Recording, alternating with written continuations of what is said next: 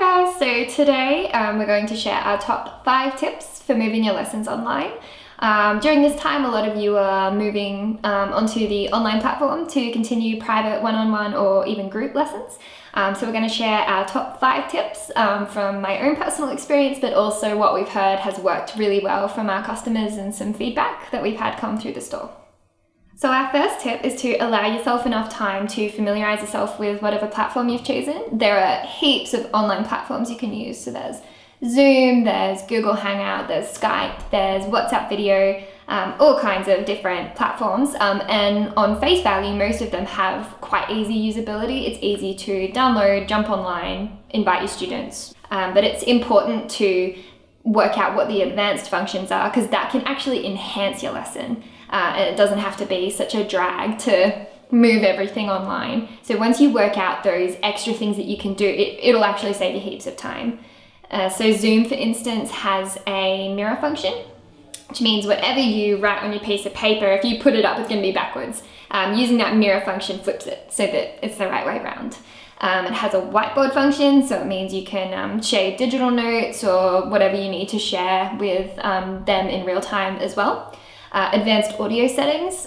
Zoom, when you first load it, will filter out and suppress background music, which is not helpful for private lessons.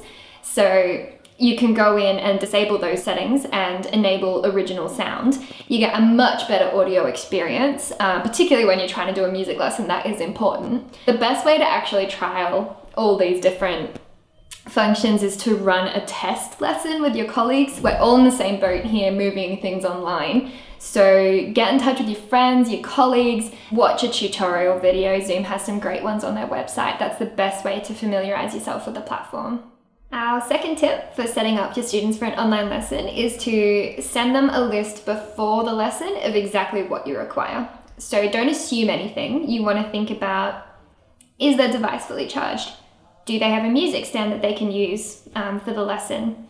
When they set up, what do you need to see in the actual camera? If you want to see playing arm and bow arm, send them an example photo of exactly what you need to see so that they can set themselves up beforehand. Ideally, you want them in a quiet room for that half hour or 1 hour or however long their lesson is, with no big distractions or drum practice going on in another room, and you want a pretty steady internet connection. So it's probably not a great time for everybody to jump on Netflix in the family and start watching things and downloading things. You want that half hour or hour reserved, ideally, for the lesson. Our third tip for moving your students online is to think about their skills beforehand. What do they normally need in-person support for? Are they tuning their own violin? Do they put their own shoulder rest on? Are they confident rosining their own bow? Do you normally write the letters above the notes in their actual music? Can they hold the violin for the full half hour, or do you normally break it up with some theory in the middle? Are they able to bow straight, or do you normally put that arm back? Is this wrist straight, or are you normally saying straighten that wrist again? What do they need you in person for?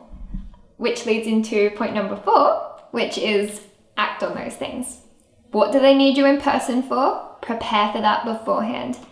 If they need the letters written out on the music, get yourself a copy of the book, write it all out beforehand, scan it, send it to the parent, get them to write their notes on before the lesson so that you're not using lesson time for that. If they can't tune their own violin, send them a video. We've got some on our YouTube channel. For things we don't have videos of, like if they need to hear the song that they're playing, if you normally play it for them or you play with them, it's really quite difficult to do that online. Video yourself playing the song first, send it through to them.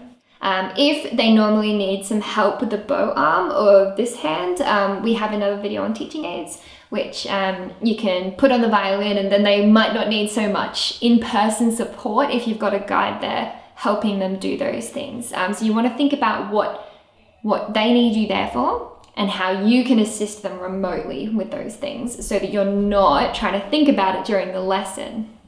Our last tip for moving your students online is to just have fun.